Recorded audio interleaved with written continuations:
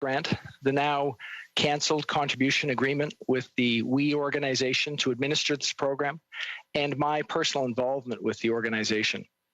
I'm here today to speak to these matters and provide answers to questions that you may have. I first came to know the WE organization when I became the Member of Parliament for Toronto Centre, where they have their headquarters.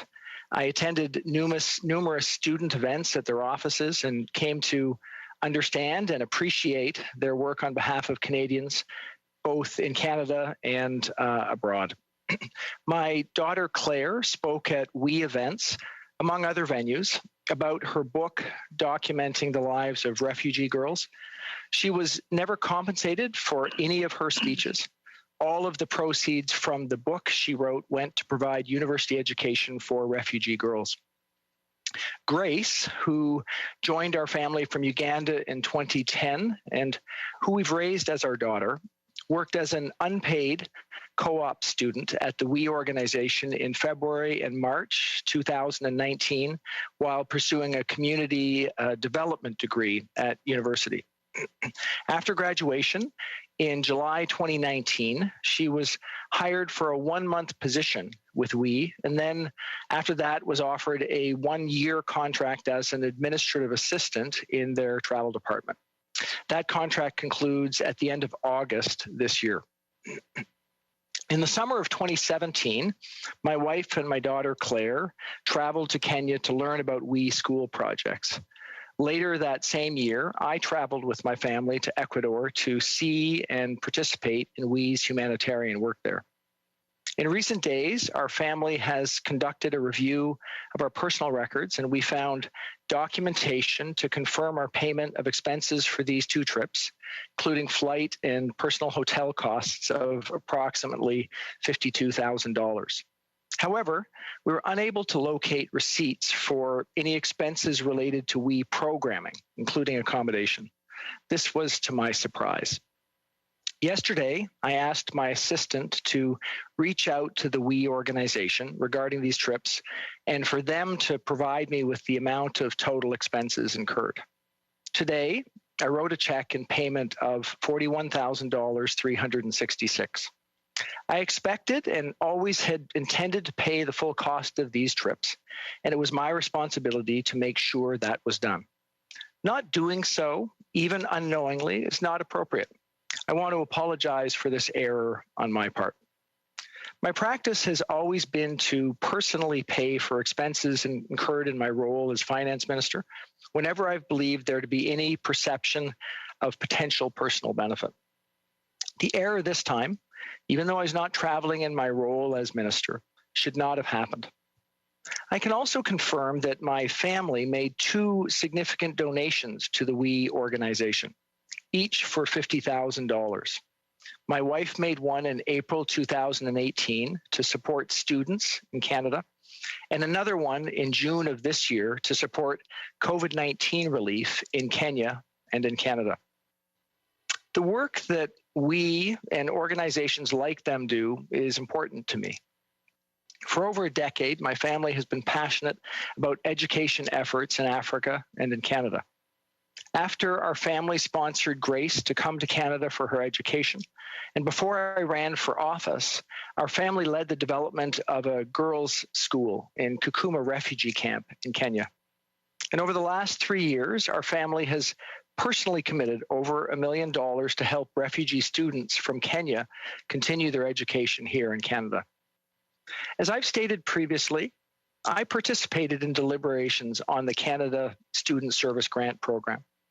I do not believe I had a conflict, although I fully recognize that there are legitimate questions about the perception of a conflict. In hindsight, I should have recused myself from discussions involving the WE organization, and I will do so in the future. Most of all, I regret that not recusing myself has delayed this important support for young Canadians. Again, I want to apologize for any mistakes I've made in this situation. I'm sorry that they've occurred. Comme je l'ai dit précédemment, as I said before, I participated in the Canada Student Service Grant. I did not believe I was in conflict, even though I realized that legitimate questions can be raised. You switch your a little interpretation thing that looks like a globe down there to French when you're speaking French, because both languages come through at the same level. We love to hear your voice, but we want to hear what it says in the other language. Okay. Je m'excuse. Come. I'm sorry. As I said before, I participated in the deliberations and the discussions surrounding the Canada Student Service Grant. I don't believe I was in conflict, even though I do recognize that there can be legitimate questions about the perception of conflict. In hindsight, I believe I should have recused myself, and that is what I will do in the future.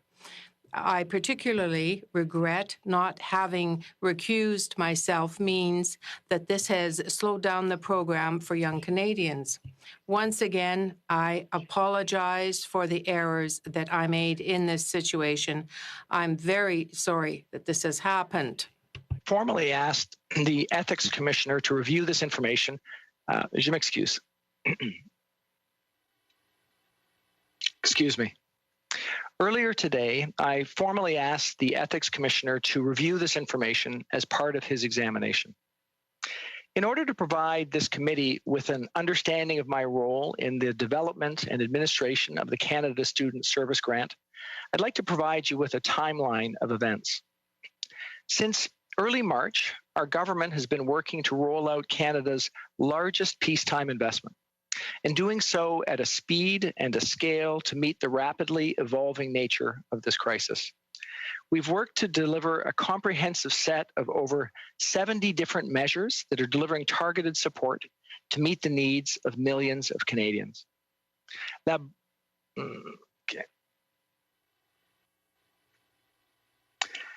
Bourse Canadienne. The Canada Student Service Grant was part of this broad program of support for young people that included some 10 programs representing some $9 billion of support.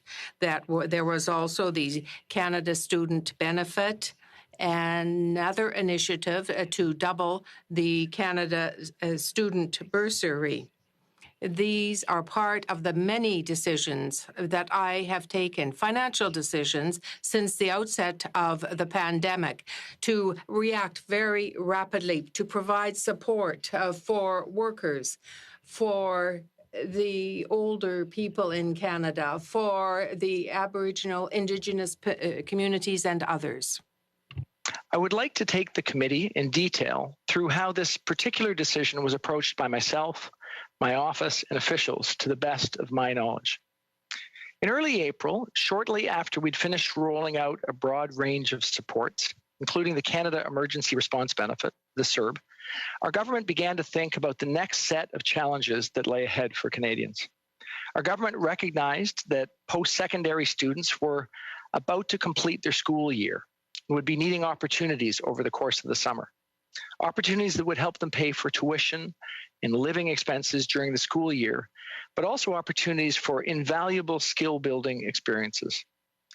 This pandemic hit just while they were beginning their lives.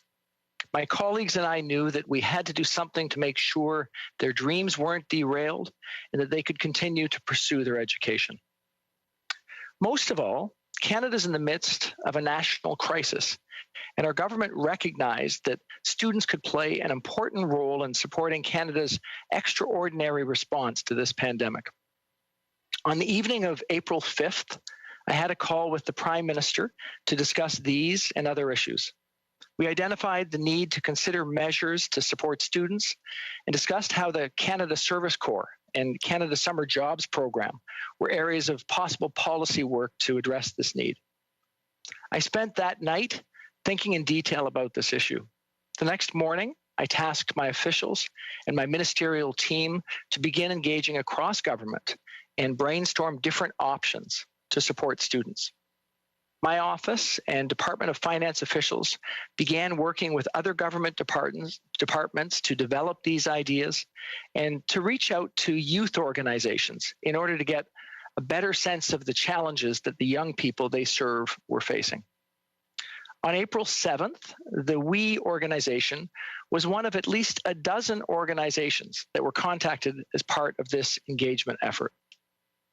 In the days following my office's initial conversation with WE, the organization shared a proposal on social entrepreneurship, which they had been discussing with other offices.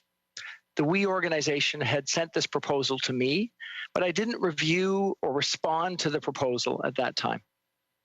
On April 8th and 9th, I had my initial briefing on the potential streams of support for young people, including a potential grant program for students looking to gain experience over the summer.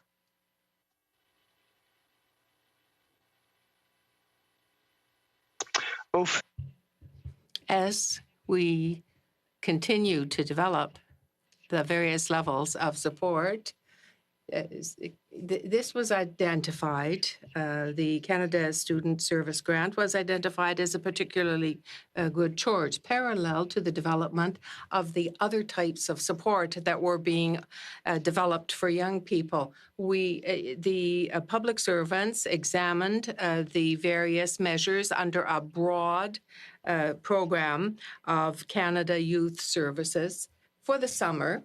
That is the Canada Jobs summer program that would be there for young people.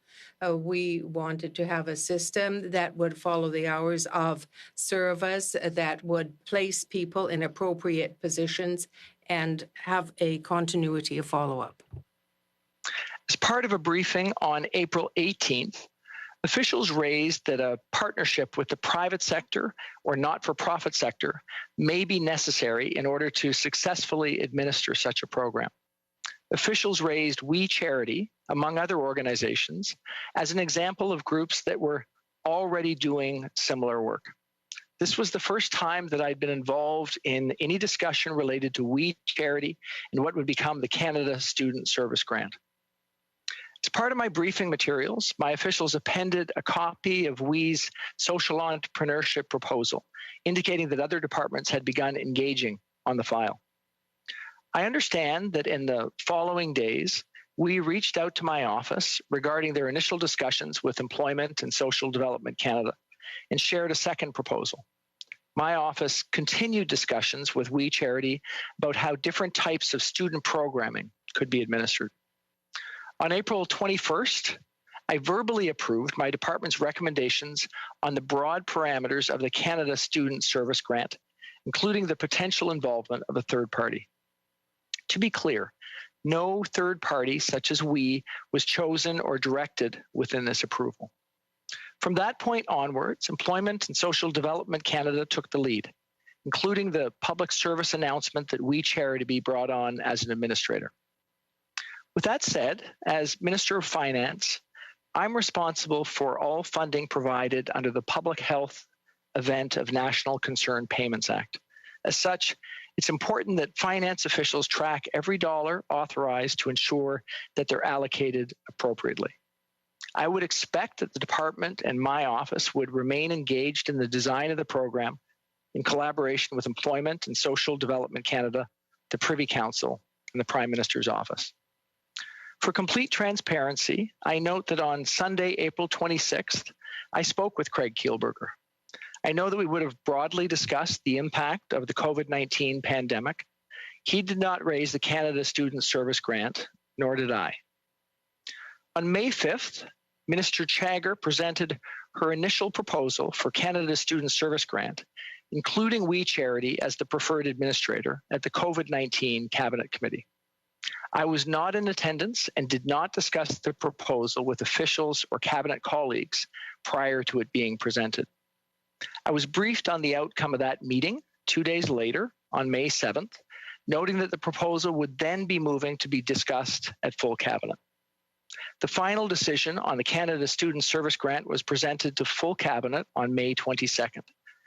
As I've said, I should not have participated in that discussion, and I regret that I did not recuse myself at that time. I provided approval on the final revised funding decision for the program on June 3rd, and that was my last direct engagement with the program's development. I regret that my not recusing myself has been a reason that students have not been able to get the support on a timely basis.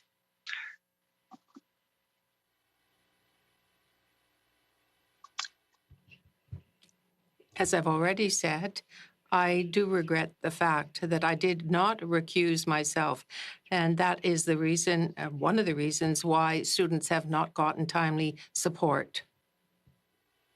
Canadians are counting on us, and there's still much more to do. So thank you, Mr. Chair, and I welcome the questions of you and the committee. Thank you very much, Mr. Minister, for a very thorough explanation.